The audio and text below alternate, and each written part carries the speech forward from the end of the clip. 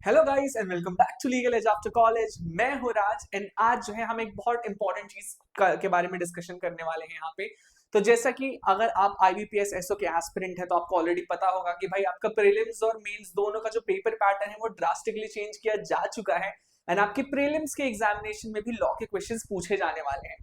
तो मैं जानता हूं कि आपके लिए सबके लिए जो है यहाँ पर ये बहुत बड़ी शॉकर की तरह आया था कि भाई अचानक से एग्जैक्टली हो क्या गया, राइट। अब देखो बहुत टाइम से हम ऑलरेडी स्क्रीम कर रहे थे कि भाई मेंस के एग्जामिनेशन के लिए जो सब्जेक्ट्स हैं उनकी भी प्रिपरेशन साथ में करते हुए चलो। तो अगर आपने लॉ के एग्जामिनेशन के लिए लॉ के सब्जेक्ट्स को पहले से देखते हुए चला है तो आपकी तो चांदी ही चांदी हो रखी है यहाँ पे। लेकिन फिर भी अगर आप कोई भी ऐसे व्यक्ति हो जिसने लॉ के पेपर्स को पढ़ना स्टार्ट नहीं किया था तो भी डरने की बात नहीं है। यहाँ पे आज के वीडियो में हम यहाँ पे डिस्कस करने वाले हैं कि आपकी अप्रोच क्या होनी चाहिए अगर आपको लॉ के सब्जेक्ट्स के लिए प्रिपरेशन करना है आईबीपीएस एग्जामिनेशन के बारे में, प्रीलिम्स के एग्जामिनेशन के पर्टिकुलरली, राइट। तो आज के वीडियो में हम यही डिस्कस करने वाले हैं। तो देखो सबसे पहले जब आप आईबीपीएस एसओ की बात करोगे ना, मेंस के पैटर्न को ही अभी हम प्रीलिम्स में मानते हुए चलेंगे बिकॉज हमारे पास कोई सैंपल स्पेस नहीं है ऐसा जहां पर हम कंपेयर कर सके कि किस तरीके के क्वेश्चंस आ सकते हैं। तो यहाँ पर हमें एक प्रिजम्पशन लेके चलना पड़ेगा कि भाई जैसे मेंस में जो पेपर पैटर्न होता है ना लॉ के एग्जामिनेशन का, लॉ के क्वेश्चंस का, वही टाइप का पेपर पैटर्न यहाँ पे भी होगा। अब मेंस के पेपर को अगर आप through out previous year papers को एनालाइज करोगे तो आप रियलाइज करोगे कि आप ना अपने सब्जेक्ट्स को 3 कैटेगरीज में बांट सकते हो। एक सब्जेक्ट जो इंपॉर्टेंट है और उनका वेटेज हाई है, दूसरे सब्जेक्ट जो इंपॉर्टेंट हैं लेकिन उनका वेटेज कंपैरेटिवली थोड़ा कम है, राइट, और थोड़े इजियर भी as compare to the first category, and तीसरी कैटेगरी के सब्जेक्ट जो सिलेबस में तो है लेकिन मुश्किल से एक दो क्वेश्चंस उनसे फंसते हैं यहाँ पे, राइट। तो आज की वीडियो में हम इन तीन कैटेगरीज को समझने का काम करेंगे, समझेंगे कि इन कैटेगरीज में हमें कितना कितना टाइम इन्वेस्ट करना है पढ़ाई के लिए एंड साथ ही साथ क्या पढ़ना इनफ है, हमें और क्या चीजें करनी चाहिए ढंग से पढ़ाई करने के लिए। ये सारी चीजें आज के वीडियो में हम देखने वाले हैं, ठीक है।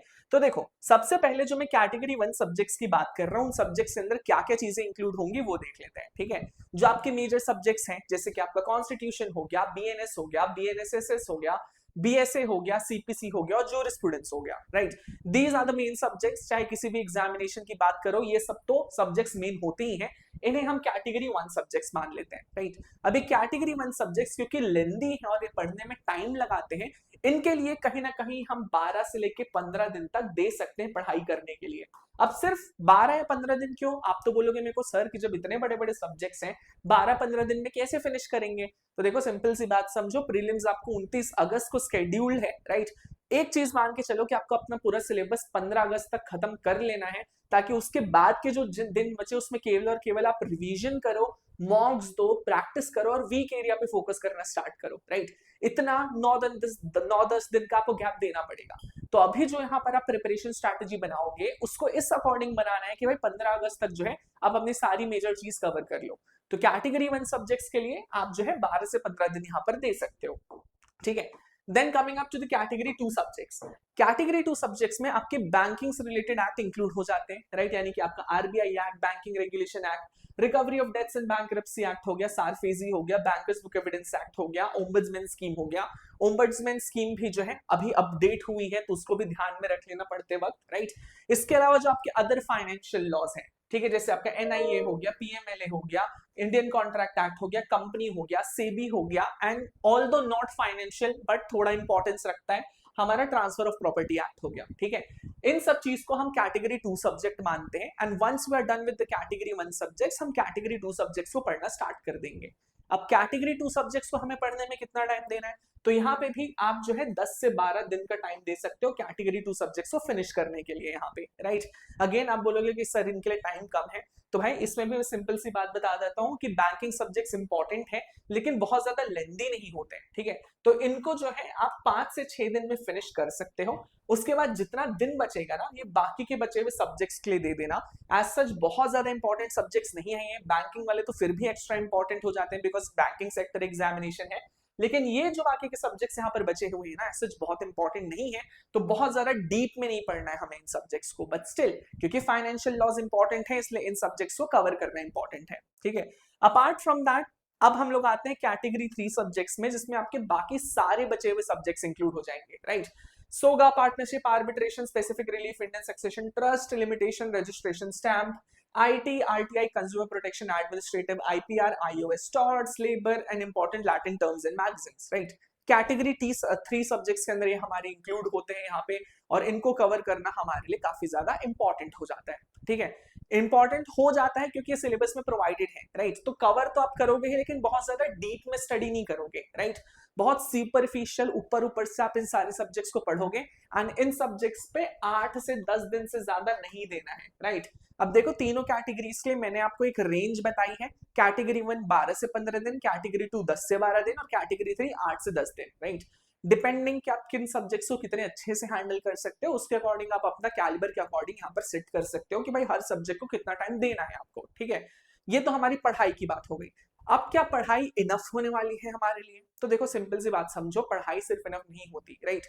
पेपर पैटर्न जो है वो कंप्लीटली डिफर करता है depending on the examination, right? Same subject CLAT में अलग क्वेश्चंस, अलग टाइप के क्वेश्चंस देता है, सेमेस्टर एग्जाम में अलग क्वेश्चंस देता है, एआईबी में अलग क्वेश्चंस देता है, और गवर्नमेंट लॉ ऑफिसर एग्जामिनेशन में भी अलग अलग क्वेश्चन देता है। तो बहुत इंपॉर्टेंट है किसी भी एग्जामिनेशन को क्रैक करने के लिए यहाँ पे कि आप उसके प्रीवियस ईयर पेपर को एनालाइज करो। अब मैं समझता हूँ ये नया पैटर्न है, इसके लिए प्रीवियस ईयर पेपर नहीं होंगे, लेकिन स्टिल लॉ के ये सारे सब्जेक्ट्स मेंस के एग्जामिनेशन में पूछे जाते थे, तो उन सारे पेपर्स को उठाओ, उनसे गो थ्रू करना स्टार्ट करो, and you will have some pretty great idea कि भाई आप कैसे क्वेश्चंस पूछे जाते हैं, राइट? तो वहां से उठा के क्वेश्चन सॉल्व करना स्टार्ट कर दो, ठीक है। फिर क्योंकि टाइम कम बचा हुआ है तो कैटेगरी 3 सब्जेक्ट्स के लिए तो मैं रिकमेंड नहीं करूंगा, लेकिन भाई कैटेगरी 1 एंड कैटेगरी 2 सब्जेक्ट्स के लिए सब्जेक्ट वाइज प्रैक्टिस क्वेश्चंस भी देना स्टार्ट कर दो, right? Apart from that full length mock attempt करना स्टार्ट कर दो, राइट? यानी कि जो प्रीलिम्स के आपके सब्जेक्ट हैं जिसमें 4 चीजें इंक्लूड है अब हमारी, इंग्लिश हो गया, रीजनिंग हो गया, जनरल अवेयरनेस हो गया, और लॉ के यानी कि प्रोफेशनल सब्जेक्ट के नॉलेज हो गई यहाँ पे, इन सारी चीजों से मिला जुला जो पूरा पूरा मॉक है उसको अटेम्प्ट करना स्टार्ट कर दो, राइट?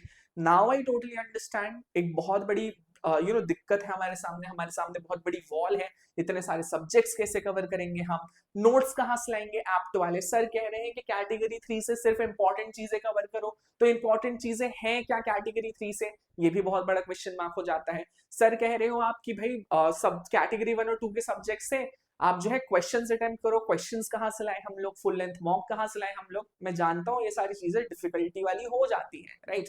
तो इसके लिए एक सिंपल सा सोल्यूशन बता रहा हूं मैं आपको, Legal Edge after college, right?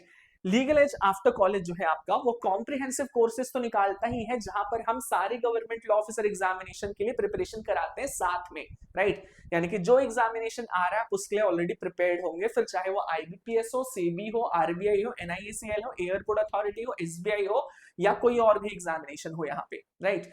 Comprehensive courses में अगर आप इंटरेस्ट रखते हो तो you just need to make us a call at 6363286363 and will be there to help you out. Apart from that, अगर आप सिर्फ आईबीपीएसएसओ को टारगेट कर रहे हो तो मैं उसके लिए भी बता देता हूँ कि हमारा क्रैश कोर्स ऑलरेडी लॉन्च हो चुका है, जहां पर हम इन सारी क्लासेस को, इन सारे सब्जेक्ट्स को कवर कर रहे हैं और कर चुके हैं, राइट?